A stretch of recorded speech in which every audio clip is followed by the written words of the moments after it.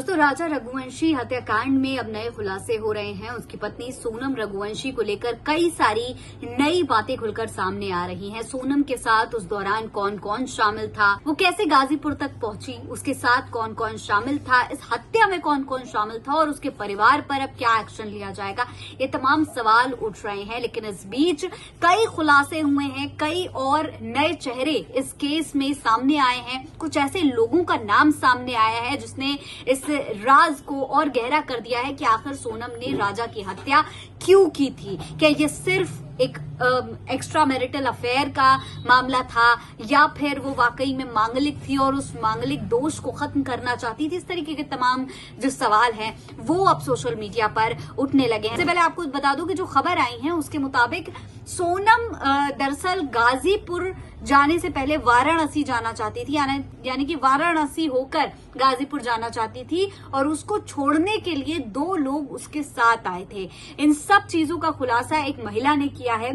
देखिए, दैनिक जागरण की खबर के मुताबिक सोनम रघुवंशी वाराणसी से गाजीपुर कैसे पहुंची, इसकी पूरी कहानी सैदपुर थाना के होलीपुर की उजाला यादव ने बताई है। देखिए, अब ये जो उजाला यादव है ये एक नया नाम है। अब तक इस नाम की कोई चर्चा नहीं हुई थी, लेकिन जैसे जैसे ये पूरा मामला खुलकर सामने आ रहा है वैसे वैसे कई चेहरे, कई नाम बार बार सामने आ रहे हैं। अब उजाला यादव का नाम सामने आया है। उजाला यादव 8 जून की रात उसी बस में सवार थी जिसमें सोनम रघुवंशी बैठी थी। खिड़की वाली सीट पर सोनम थी तो उसके बगल में उजाला बैठी हुई थी, यानी कि उजाला सोनम के साथ ही उस पूरे रास्ते सफर करके आई थी जब सोनम आकर के यहाँ पर सरेंडर कर रही थी। उजाला यादव ने बताया है कि वो लखनऊ में पढ़ाई करती है। उसके घर में एक व्यक्ति की मौत होने के कारण वो लखनऊ से वाराणसी कैंट स्टेशन पर पहुंची थी।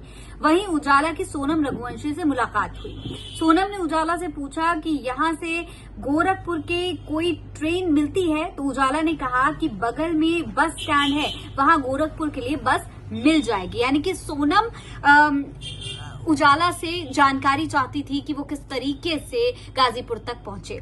दोस्तों, इस पूरे मामले पर आगे खबर में बताया गया है कि इसके बाद कैंट स्टेशन से करीब 100 मीटर दूर रोडवेज बस स्टैंड पर आई।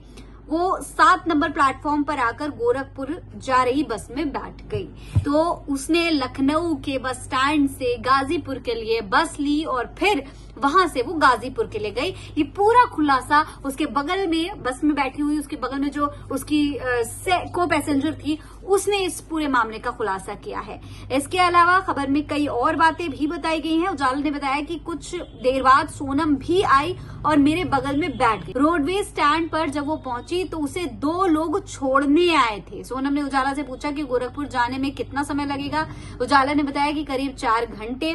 उस समय रात के 11 बज रहे थे। इसके बाद सामने बैठे एक युवक ने से मोबाइल मांगा लेकिन उन्होंने नहीं दिया।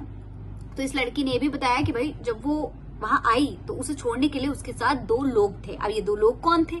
क्या ये वही राज कुशवाहा था और उसके साथ कौन था?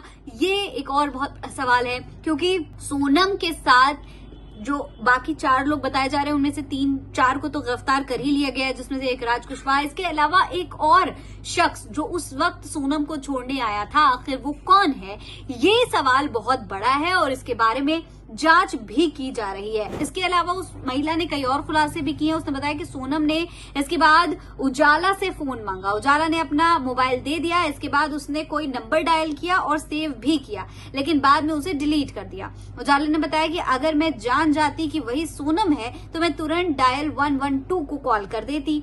बताया कि वो ठीक मेरे बगल में बैठी थी लेकिन मैं उसे पहचान नहीं पाई। उसे देखने से भी ऐसा नहीं लग रहा था कि वो मर्डर करके आई है। बताया कि वो करीब 1 घंटे तक मेरे साथ बैठी हुई थी, यानी कि पूरे 1 घंटे का सफर, और वो महिला ये नहीं जान पाई कि वो वही सोनम रघुवंशी है जिसके लापता होने की खबरें सोशल मीडिया पर छाई हुई हैं। इसी दौरान ये जो महिला थी ये इंस्टाग्राम पर बार बार सोनम रघुवंशी के फरार होने का वीडियो भी देख रही थी। मतलब कि लगातार कई वीडियोस आ रहे थे उससे रिलेटेड जब वो इंस्टाग्राम पर देख रही थी, और तब सोनम ने उससे कहा कि ऐसे वीडियो भी मत देखा करो, यानी कि सोनम ने उसे ऐसे वीडियोस देखने से मना कर दिया।